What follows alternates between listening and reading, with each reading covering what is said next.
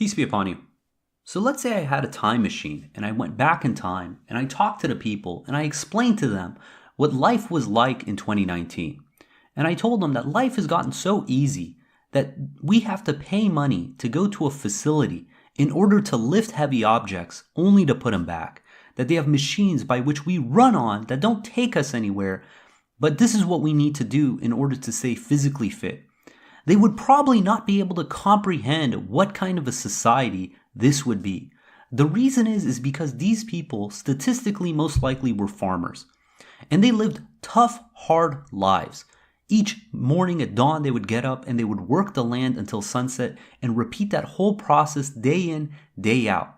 The thought of them having to go out of their way to get exercise would be unfathomable because this is what their life consisted of every single day. The simple act of washing clothes was a labor-intense process. Right now, you take your clothes, you put them in the wash, you click a few buttons, and at worst, you have to fold the clothes, right? It's not physically demanding. Most our life is not physically demanding. We sit in front of computers, we sit on a couch and watch TV, we sit in a car. We realize that if we don't have these physical constraints, this stress on our body, that our bodies deteriorate. We lose our vitality, our health, and because of that, we created artificial mechanisms by which we can stress our bodies in order to stay physically fit. And this wasn't necessary for the generations of the past. The aspect is there's another element that came into play that we've also lost. But rather than creating artificial scenarios to build resilience, we neglected this entirely. And that has to do with mental resilience. Back then, not only were their lives physically hard, they were emotionally and psychologically difficult. The aspect is that, look, most people, they lost children. They would lose people to simple ailments, be it flu. For consideration, in 1918, the influenza killed 50 million people when the population of the earth was 1 billion.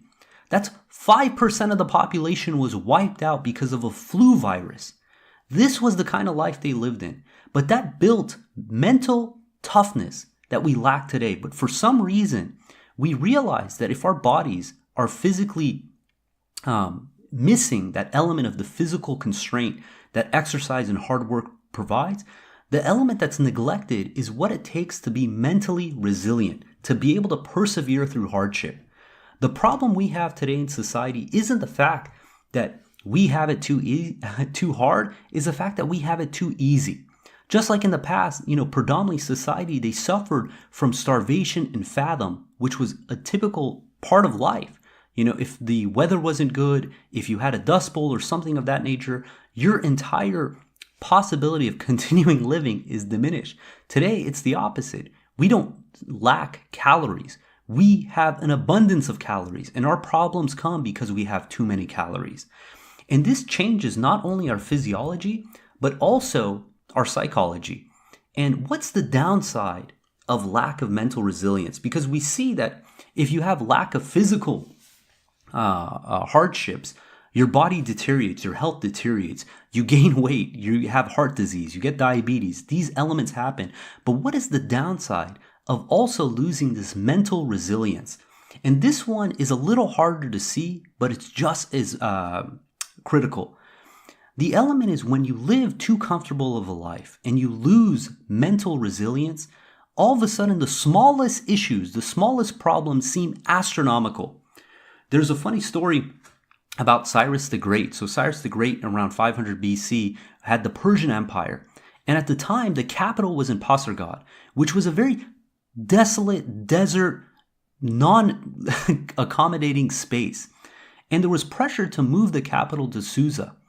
And Susa was a vital land. It had hills. The climate was much better. But his concern was if people moved there, his army would turn soft. And there's a quote from Voltaire. It says, "History is filled with the sound of silken slippers going downstairs and the wooden shoes coming up." And the element is that if a nation, an empire, a community gets too soft, where they can't handle hardship, when they can't persevere through issues and problems, they're going to collapse. And you have those resilient, tough nations who persevere with wooden shoes. They're the ones who are moving up, while simultaneously the ones who taken life too easy, have taken things for granted, they're on their way down. Now, I have a similar quote. I was thinking, it's that history is filled with societies who complain more despite having more, being overtaken by societies who complain less despite having less. Why is it that it's proportional to the amount that a society has that they complain more? You would think the opposite is true, but it's counterintuitive, but complaining is inversely proportional to how much we have. The rapper, famous philosopher, Puff Daddy, P. Diddy, he had a quote. He said, "Mo money, mo problems." And it's sad, but this is the state of affairs, that people who have more, they complain more. And this is actually a sign of their decline. God knows each of us how much we can bear and how much we can handle. But the element is, once we become unappreciative, then we suffer the retribution. In 14 verse 7 it reads, "Your Lord has decreed, the more you thank me, the more I give you. But if you turn unappreciative, then my retribution is severe." Now, each individual has a different limit to how much they can handle before they become unappreciative and start complaining. And that limit is dependent on our mental resilience. The people who have more, the temptation to complain about something you have. Say you get a brand new car and something happens, gets a little ding. You complain about that and forget the fact that you have this blessing. You go to a fancy, impressive restaurant and you get this delicious meal. And rather than being appreciative that you can afford such a meal, you complain because the waiter, didn't bring the water fast enough, or the water's too cold or too hot, or this or that, some nature. And that is an element of being unappreciative. In 42:27 it says, "If God increased the provision for his servants, they would transgress on earth. This is why he sends it precisely measured to whomever he wills. He is fully cognizant and seer of his servants." God is going to give us each however much we can handle. And if we're in God's graces, it's going to be a blessing from God that he's not going to give us more than we can handle. But how much we handle is up to us.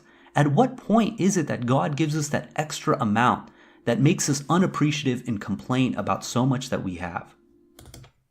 The society that has a lot ends up complaining about more than the society that has less.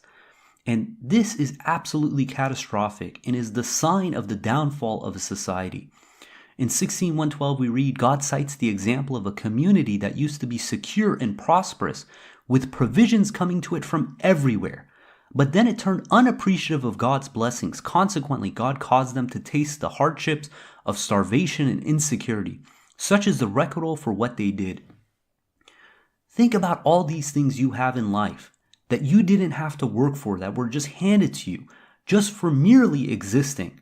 Being able to go to a grocery store, being able to drive a car, being able to have civil liberties, being able to not worry that someone's going to break down your door and throw you in jail. These basic amenities that we take for granted is something that we should be absolutely ecstatic for. But what ends up happening inevitably is the more we have, the more we complain. The more items we look to nag about, the expression that these are first world problems. If you go and visit developing countries and you see how joyful these individuals are for how little they have, it makes you realize just how unappreciative you are for your situation. That there's people out there praying to be able to have the life you have. And this is something God has given to you to see whether we are appreciative or unappreciative. And the second we complain about these things, we show signs of pessimism. This is showing that we're being unappreciative. Today, despite having so much, society seems to have ever so much more to complain about. And why is that? It's because complaining, it's tempting, it feels good. But like many things in life that seem enjoyable, say smoking, eating a whole chocolate cake for breakfast, complaining is not good for us. It's both physiologically, it's mentally, it's emotionally draining. And a simple expression of this is the expression that neurons that fire together wire together. That when we find something to complain about, we're making an association with that item and the complaint. You go to a restaurant and you complain about the food. No longer do you taste the food, you only focus about that complaint. You have a car and there's some, quirk about it. And rather than appreciating the fact that you have this ability to transport yourself, much faster than you can on foot, we find reasons to complain. And when we do that, rather than seeing joy and appreciation When we go out for that meal, or we drive that car, or we engage with that coworker, what we end up doing is we find reasons to complain, to be bitter, to be pessimistic. When you complain, your body releases stress hormone called cortisol. Cortisol shifts you into flight or flight mode, and it directing oxygen, blood, energy away from everything else in your system, including your immune system, and focusing at that threat at hand. But when that threat is completely irrelevant, it's something that you're giving an unproportional amount of your brain capacity towards, there's going to be a detriment to that. And it's actually tied with high cholesterol, diabetes, heart disease, and obesity, just by mentally being stressed out over the most trivial of things. Again, rather than being appreciative for the things we have, we focus and hyper-focus on these elements that aren't working up to our expectations. So it's not far-fetched to say that being pessimistic, complaining, it's actually bad for our mental health. It leads to a form of brain damage. But in addition, the aspect is it affects the people around us because complaining is contagious. Once you point out, let's say you're watching a movie, and you point out all the things that's wrong with the movie, the people who overlook those, inconsistencies or issues, all of a sudden you ruin that experience for them. I remember when I first had my daughter, and I was struggling with the routine of getting up in the middle of the night and the feeding and this and that, and I started complaining to my wife. And she stopped me. She said, "Why are you ruining this for me?" Because while I was complaining about this, she was enjoying it. She knew this is what she signed up for. And being able to wake up in the middle of the night and tend to this little human being was a joy for her. And my polluting it with looking at the downside and complaining about the lack of sleep and the tiredness was ruining her joy. So not only was I affecting my own well-being, I was affecting those around me. And the aspect is that when we set these disproportionate expectations on reality, all we're doing is we're affecting our own happiness. Part of being a submitter is we submit to God. We trust in God wholeheartedly. But what ends up happening is we put our expectations over what God has decreed for us. And when reality doesn't meet our expectations, then our happiness suffers. You think of this, when you watch a movie, and the bar is set really low, you didn't think it's going to be that good, and then all of a sudden it was better than you expected, you've amplified how much you like that movie. But if you go into a movie with the expectation that it's going to be the best thing in the world, and it doesn't meet your expectation, then all of a sudden you think less of the movie than you did before. By merely setting our expectations at the wrong place, we can affect our overall outcome. The element is we have to trust in God wholeheartedly. God is controlling every single atom for our best intentions. If we trust in God, we're never going to be disappointed with anything God has in store for us, because we realize that everything God does, if we worship Him alone, is for our own good. God does not commit an ounce of injustice. Everything He does is perfectly designed in order to get us to be appreciative, to get back on the path, to worship Him alone. In Surah 16, verse 53, it reads, "Any blessing you enjoy is from God, yet whenever you incur any adversity, you immediately complain to Him. Yet as soon as He relieves your affliction, some of you revert to idol worship." In Surah 11, verse 10, it reads, "Whenever we bless Him after adversity had afflicted Him, He says, all adversity has gone away from me." He becomes excited, proud. And the reason is because irrespective if something happens that to us appears for our good or for our bad, if we trust in God wholeheartedly, we know that it's all ultimately for our good, irrespective of how it looks to us. In 4:147 it reads, "What will God gain from punishing you if you became appreciative and believed?" God is appreciative, omniscient. Meaning that God is doing this for our own good. If we have to suffer adversity, hardship, or a blessing, all this is to get us back in line on God's path. Sometimes you have to, in essence, be shooken up in order to realize what you have in front of you. I think about the fact, having kids, you realize that when you give them something, a gift, a toy, something of that nature, immediately they complain about it. They cry about it. Why did my sister get that? Why do I have this? And you think maybe it's better if I didn't give that to them. And God is doing the same thing with us. He gives us something to see how we react. But if we react by being unappreciative, maybe it's better to take that item away from us, take that blessing back, And then hopefully we gain a true appreciation for what we had. Every day we have a choice what we want to focus on. We can focus on the good, things to be appreciative for, things to be happy for, or we can focus strictly on the bad, about how bad things are and how I've been dealing with injustice and this and that. And it's not to turn a blind eye to atrocities that occur, to hardships that occur, but it's an ultimate understanding that, look, God is in control. One of the requirements of a submitter is that they believe in the day of judgment. These people who are so fixated on dealing out justice in this world, it's showing that they have lack of confidence in God and in the hereafter. Because in this world, there is going to be injustice. But the ultimate justice is in God's hand. If someone does something terrible, horrendous, they'll pay for it, either in this world or in the hereafter. But that should give us peace of mind that we don't have to go out of our way in order to be crusaders for every single ailment. Most of the stuff, it's not because we're truly been injustice.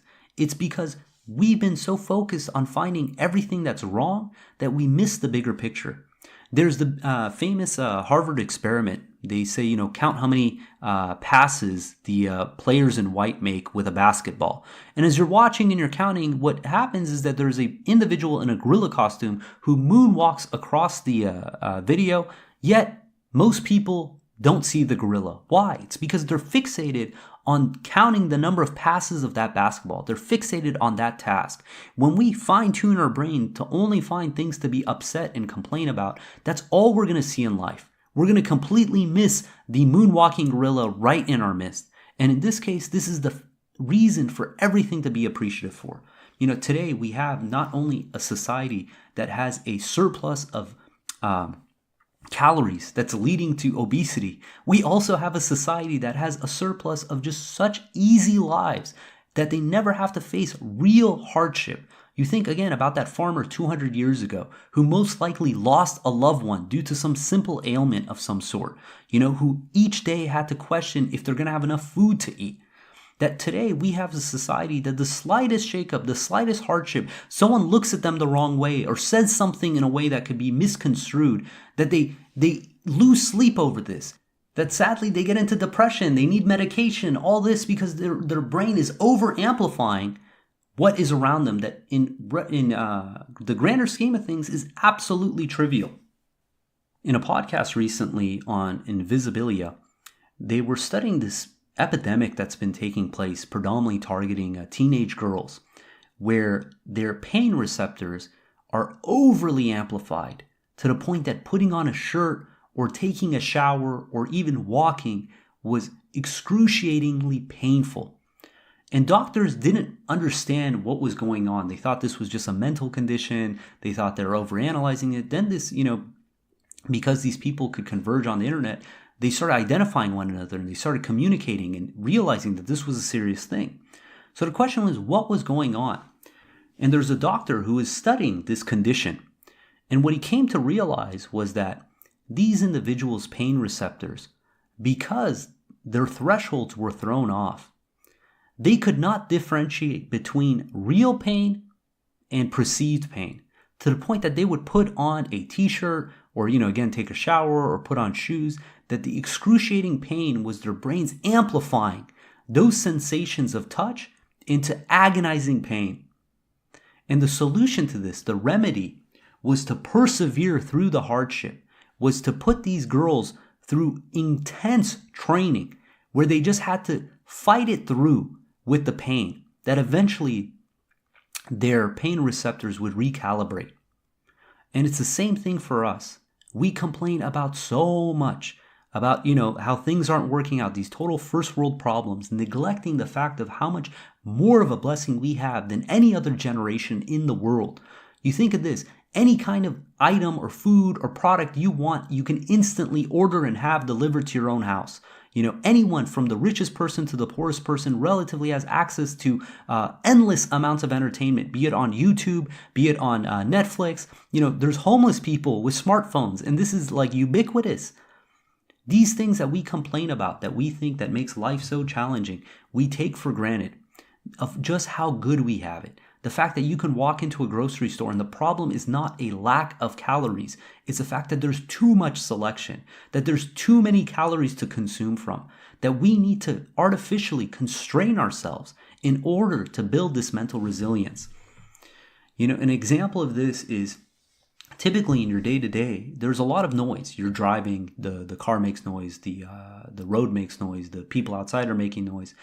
But if you ever spend time in a completely isolated, silent room, and all you can do is hear your own breathing and your heart, eventually your heart starts sounding so loud that it seems like it's just filling the entire room. But then the second you go back into a normally sounded room with other noises, you can't even hear your heart anymore. And right now we just have life, praise God, so good and so easy that God has given us so much for free that we're over amplifying some of these downsides. And before we suffer the retribution that God warns us about being unappreciative, it takes effort that we have to reflect and be conscientious of just how good we have it. So how do you build up mental resilience? We know that in order to build up muscles and a healthy lifestyle, you need exercise. But what about the mental aspect? God tells us in Surah 94, verse 5 and 6, it reads, "With pain there is gain. Indeed, with pain there is gain." Just like these kids, these young girls who had to go through intense training in order to overcome their amplification of these senses. Similarly, we have to artificially create scenarios where it builds mental resilience. One of the ones that God decrees for us is every month, during the month of Ramadan, we fast for a month to refrain from food or water for an entire month, to recalibrate our system. So then when we do take a bite of food, not only do we not overconsume because our stomachs have shrunk down back to their normal state, but we're appreciative for every single morsel and bite and drop of water we get. Another one is, say for instance, God tells us to meditate. We looked at the study the other week about people, they preferred to shock themselves with electricity rather than being able to sit quietly for 15 minutes with their own thoughts. But we need to be able to realize that, look, for our own mental stability, this overstimulation that we have is not good for our health. To be able to sit in silence with nothing more than our thoughts, to be able to focus 100% on God, this is a way to build mental resilience. 5 times a day we do our salat, and each time of these, it's for us to see, can we focus on God during those 2 minutes? Or are we thinking about other stuff? Are we thinking about some TV show or some task you have to do or some activity or something you have to get done on a project or assignment? Because if we can't think about God during those 2 minutes, it means we need to recalibrate. By creating these artificial deprivation of stimulation, of calories, of entertainment, it allows us to recalibrate. Maybe you need to go on a trip. You need to go to somewhere that's a developing country to walk away from your cell phone, walk away from these luxuries, go camping, something to make you appreciative for your bed, to make you appreciative for central heating, central cooling, your stove, your microwave, these things that you have. Because when we're unappreciative, then nothing in life it becomes enjoyable. Everything we have is just more reasons for us to complain. Another thing is, do something hard. Find something challenging to do, physically, mentally, and see if you can do it. There's the famous JFK quote. It says, "We choose to go to the moon in this decade and do the other things, not because they are easy, but because they are hard." Sometimes it's good to do hard things that it's going to take time to gain mastery. You're going to fail repeatedly, but this is what it takes in order to build mental resilience. In the documentary Euro Dreams of Sushi, you're meeting an 85-year-old man who spent 60 years of his life, 60 plus years, making sushi, perfecting this art, pushing himself. We need to be able to do things that are hard strictly for the sake of them being hard. What are we doing to perfect our salat? What are we doing to become better at meditating, to become better submitters? These things, they pay us back dividends. They make us not only perform better in the future, they give us a much richer, happier life. There's a quote, I see it attributed to both Bruce Lee and Zig Ziglar. I don't know who actually came up with it, but it says, do not pray for an easy life. Pray for the strength to endure a difficult life. So often we pray to just eliminate the hardships, to eliminate anything that bothers us, rather than praying for us to grow the mental resilience for us to persevere through or not to allow those things to bother us in the first place. This last week on the podcast Radio Lab, I was talking about Alexander Gamet, and he was a person who spent 3 months. He walked across Antarctica to the South Pole and back with nothing more than what he could carry. And in preparation for this track, he would bury provisions every 200 kilometers so he can keep his load light. And after 86 days of walking, he's on to his last cache. He's been walking for about 10 hours a day. He lost 55 pounds. And he goes and he digs up this cache. And you see the enjoyment he felt from finding a chocolate bar, some cheese doodles, some Mentos. And you think we should be this appreciative every day for all the infinite blessings that God has given us. The fact that we can see, that we can taste, that we can hear the songs of what we love. We can hear the voices of the people we love. These are things that should make us break down every day and just be absolutely appreciative for these blessings that God has given us. God willing, I'm going to clip to that audio right now. So this is him in Antarctica as he finds his last stash. As always, if you guys want to contact us, you can reach us at QuranTalk@gmail.com. And until next time, peace and God bless. So let me just set the scene for you. Okay. What you see in the video is this guy, Alex, kind of moving along. He's on skis. This snowy snowscape. He's filming himself. He's got the camera in his right hand. Where is he exactly? Antarctica. He's on a 3-month trek to the South Pole and back by himself. And what he'd been doing is every couple of days on his trip, every 200 kilometers or so, he would bury stuff in the snow. Some fuel and sometimes a little bit of gear that I didn't use. Was that just to lighten your load? Yeah. Because every ounce of unneeded weight has to go. Sure. So in this video, it's day 86. Almost 3 months since I left. That's 3 months of walking 10 hours a day. Then I lost almost 25 kilos. 55 pounds. He's exhausted.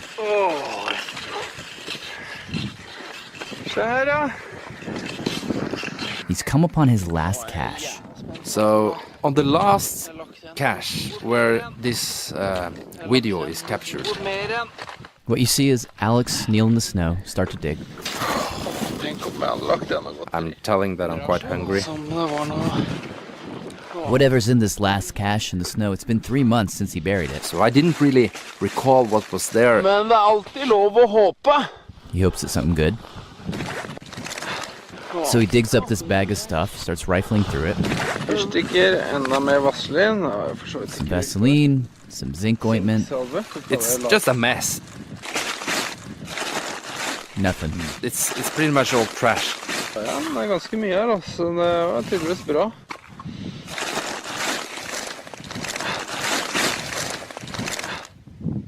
But then... Yeah! Yeah! Yeah! What? What is it? He holds up Dobbel pose cheese doodles. a double pack of cheese doodles. Then he throws it up in the air. Yeah! And then this is my favorite part. He just freezes. And he's staring off into the distance, almost like, did that happen? Virkelig? Is it real? So he starts to dig some more. And then...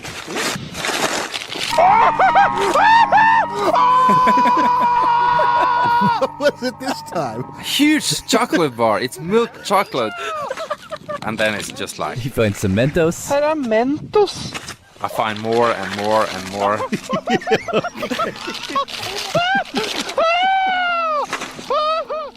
Have you ever been that happy in your life? Well, I've been thinking about that. When did you shout last time you were so happy? I think that's why we've been watching this video over and over again, because none of us can remember. It's like, what stands between you and that feeling is a really interesting question. Yeah, it's 3 months with hunger. Actually, I think the reason I like this video so much is not just because he's happy. It's that he somehow stumbled into this moment of perfection It's just like a perfect situation. by being so tired and so hungry and finding such a stash of candy that he had forgotten that he left. He created a moment of just absolute complete bliss.